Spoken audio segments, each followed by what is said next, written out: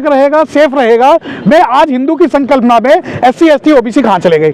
दूसरी बात, अब ये कहते हैं कि भाई इस एक्ट का दुरुपयोग होगा।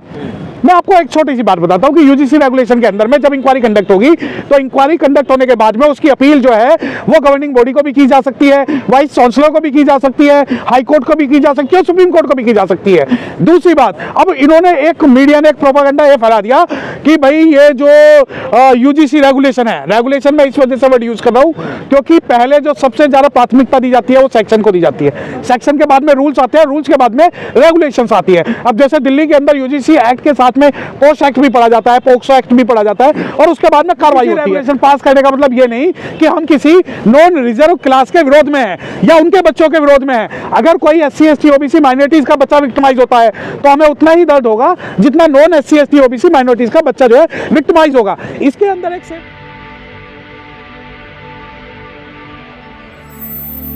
यूजीसी रेगुलेशन जो लागू होगा वो स्टूडेंट्स पे लागू होगा, जबकि SC ST एक्ट जो होगा वो अपराधियों पे लागू होगा। अब यूजीसी जो रेगुलेशन है वो सिर्फ और सिर्फ इसलिए बनाया गया है कि SC ST OBC के जो बच्चे हैं उन पर अत्याचार ना हो। अब मुझे बताओ, रहेगा, सेफ रहेगा। मैं आज हिंदू की संकल्पना में SC ST OBC कहां चले गए। दूसरी बात, अब ये कहते हैं कि भाई इस एक्ट का दुरुपयोग होगा। मैं आपको एक छोटी सी बात बताता हूं कि यूजीसी रेगुलेशन के अंदर में जब इंक्वायरी कंडक्ट होगी तो इंक्वायरी कंडक्ट होने के बाद में उसकी अपील जो है वो गवर्निंग बॉडी को भी की जा सकती है, वाइस चांसलर को भी की जा सकती है, हाई कोर्ट को भी की जा सकती है, सुप्रीम कोर्ट को भी की जा सकती है।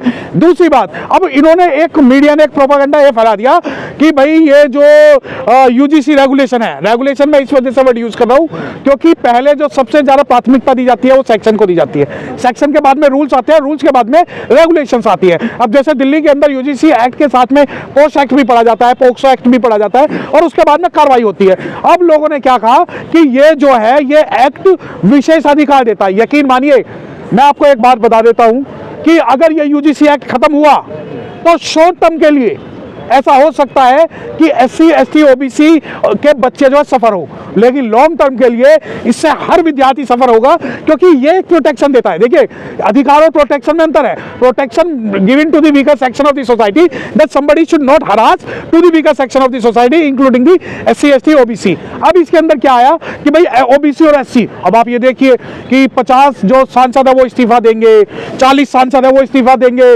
फलाने IAS इस्तीफा देंगे, टिमकाने IAS इस्तीफा देंगे। मैं तो कह रहा हूं ये रोज रोज की लड़ाई क्यों लड़ रहे हो? आप गिरा दो ना सरकार और फिर SC ST OBC समाज जो है, जो जागा हुआ समाज है, वो आपको बताएगा कि यूजीसी रेगुलेशन सही है या गलत। देखिए, यूजीसी रेगुलेशन पास करने का मतलब ये नहीं कि हम किसी नॉन रिजर्व क्लास के विरोध में हैं या उनके बच्चों के विरोध में हैं। अगर कोई SC ST OBC माइनॉरिटीज का बच्चा विक्टिमाइज होता है तो हमें उतना ही दर्द होगा जितना non SC ST OBC minorities का बच्चा जो है विक्टिमाइज होगा। इसके अंदर एक सेफगार्ड पैरामीटर्स बनाए गए हैं कि बच्चा जो है एक इंटरनल कमेटी बनेगी, उसके आधार पर कर देंगे। परंतु इस मुद्दे को जिस प्रकार आज भड़काया जा रहा है और ये दिखाया जा रहा है कि SC ST एक्ट के जैसा है, इससे हमारे जो आने वाले जो बच्चे हैं वो जो उन पे परेशानी होगी और ये नहीं लड़ पाएंगे, बिल्कुल भ्रामक तथ्यहीन। और इन बातों से सिर्फ और सिर्फ जिसे तुम सनातन कहते हो, जिसे तुम हिंदू कहते हो, जिसे तुम अखंड भारत कहते हो, उसका जो है उसके विचार के अंदर अवरोध पैदा होगा। क्योंकि आज ये देखिए कि 6742 जातियां जो OBC की है, 2000 के आसपास की जातियां जो शेड्यूल कास्ट कम्युनिटी की है, उनके बच्चे जुम्मा 10 साल से आज यूजीसी में आने लगे तो उन्हें मेंटली टॉर्चर किया जाता है। क्या कारण था? और मैं आपको एक बात बता दूं, इस यूजीसी रेगुलेशन के जो पीछे है वो पायल ताड़वी का केस है, रोहित वेमुला का केस है, IIT रुड़की का केस है, IIT दिल्ली का केस है और उसके बाद न केवल सुप्रीम कोर्ट ने गाइडलाइन इशू की बल्कि मिनिस्ट्री ऑफ सोशल जस्टिस ने भी की, ministry of law and justice ने भी की, सोशल वेलफेयर ने भी की, यूनिवर्सिटी ग्रांट कमीशन ने भी की और मिनिस्ट्री ऑफ एजुकेशन ने भी, ह्यूमन रिसोर्स ने भी की और सुप्रीम कोर्ट ने भी की। इन सब ने यह माना कि आज यूनिवर्सिटियों में जो SC ST OBC के बच्चे हैं उनके ऊपर अत्याचार हो रहा है। और मैं खुल के एक बात कह सकता हूं कि अगर ये प्रोटेक्शन आप SC ST OBC को दे रहे हो तो ये जनरल को भी दे दो। तो SC ST OBC का कोई भी व्यक्ति अगर इसका विरोध करे तो हमें बता देना।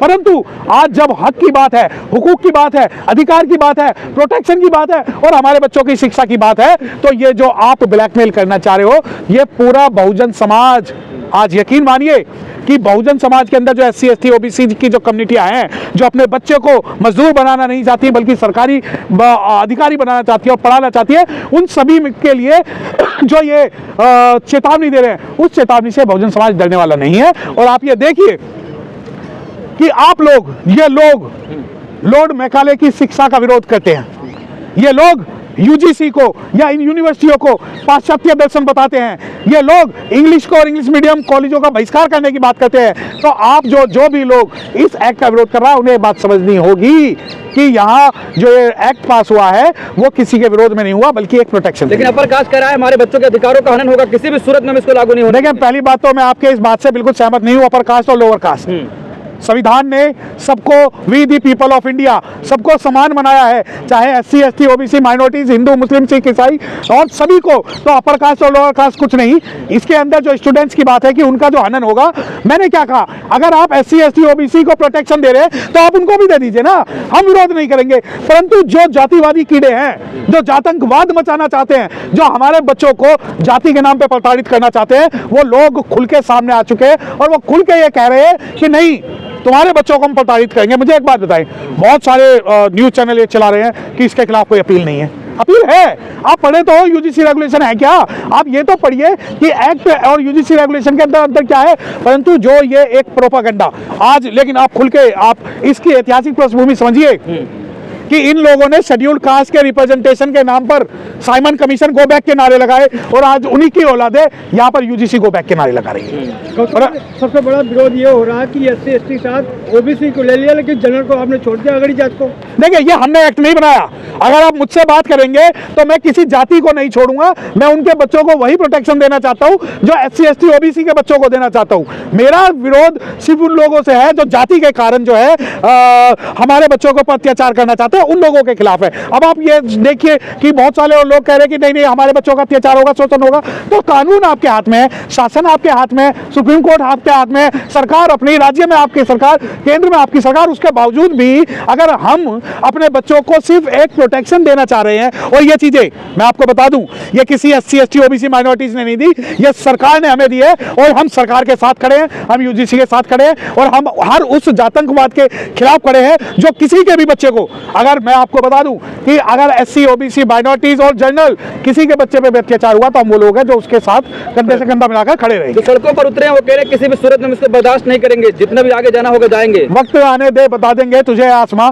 हम अभी से क्या बताएं, क्या हमारे दिल में है। हमारे भी 131 सांसद जो है वो पार्लियामेंट में बैठे हैं, और अगर मैं SC ST OBC की बात कर दूं तो आधे से ज्यादा सांसद हमारे पार्लियामेंट में बैठे हुए। तो हमें पूरे बहुजन समाज को SC ST OBC अधिक है, आपका संवैधानिक अधिकार है, आप रास्ते जाम करिए, आप रोड जाम करिए, आप इस बिल का विरोध करिए। बाबा साहब के संविधान ने आपको भी उतना अधिकार दिया जितना मुझे दिया है।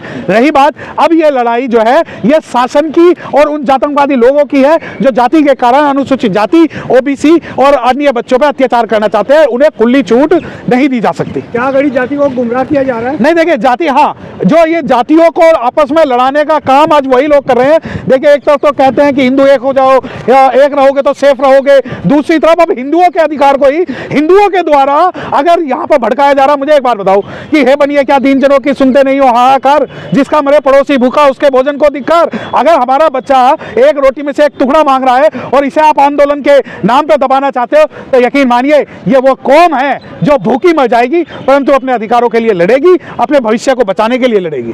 सर, रोस्टर आया था, जिस तरह रोस्टर का विरोध हुआ था, लेकिन उसके आड़ में बाद में 10% सवर्ण आरक्षण दे दिया गया। देखिए, जो यहाँ भी कुछ गुल खिला, देखिए मैं वही बिल्कुल मैं आपको एक बात कह रहा हूँ। मेरा संपूर्ण SC ST OBC माइनॉरिटीज लोगों से एक जो है निवेदन है हाथ जोड़ के, इसके पीछे एक षड्यंत्र है और वो षड्यंत्र मैं आपके चैनल के माध्यम से बता देना चाहता हूँ। इसके पीछे षड्यंत्र ये है कि ये SC ST OBC अपने वाइस चांसलर न मांग ले, अपने प्रोफेसर न मांग ले, अपनी हिस्सेदारी न मांग ले, अपनी PhD न मांग ले, तो इन्हें जो है लॉलीपॉप दे दिया गया कि UGC के नाम पे लड़ते रहो। और मैं सरकार का समर्थन तब करता जब SC ST OBC को उनकी हिस्सेदारी के अनुरूप यूनिवर्सिटी में चांसलर बनाते, हमारे जो प्रोफेसर हैं उन्हें परमानेंट करते, उन्हें शिक्षा के क्षेत्र में भेजते, तो तब जाके हमें ज़्यादा फायदा होता। तो इसके पीछे षड्यंत्र आज नहीं है। षड्यंत्र इसके पीछे निकलेगा। और इस षड्यंत्र को बचाने के लिए सभी से निवेदन यह है कि आप लोग अपने भविष्य के लिए इस यूजीसी बिल को पढ़िए और इसके अंदर ये देखें कि इसके पीछे अभी इस प्रोटेक्टिव शील्ड के पीछे हमारे ऊपर कौन सा बम आके गिरेगा। सर एक सवाल लास्ट रह गया सर, जो जांच गणना था, जांच गणना छोड़कर जनगणना हो रहा है, 35 सवाल पूछे जा रहे हैं, 34 कर सकते थे। देखिए इस भारत के अंदर शेरों की गिनती हो सकती है, इस भारत के अंदर गधों की गिनती हो सकती है, इस भारत के अंदर कुत्तों की गिनती हो सकती है, परंतु जाति की जनगणना ना कराना कहीं ना कहीं यह स्पष्ट संदेश है सरकार के द्वारा कि आपको हम यूजीसी पे लड़वाएंगे, आपको हिंदू मुस्लिम के नाम पे लड़वाएंगे, आपको सोने चांदी के नाम पे लड़ाएंगे, परंतु जब आपके जातिगत आधार पर डाटा और आंकड़े सार्वजनिक बात करने की बात होगी, हम कोई भी बात नहीं करेंगे। 35 सवाल क्यों पूछा गया सर? 34 सवाल भी पूछ सकते थे। नहीं, देखिए वो नहीं पूछना चाहते ना, खुल के आ जाएंगे ना इस बात के अंदर SC ST OBC कितने लोग हैं, कितने यूजीसी के समर्थन में और कितने विरोध में।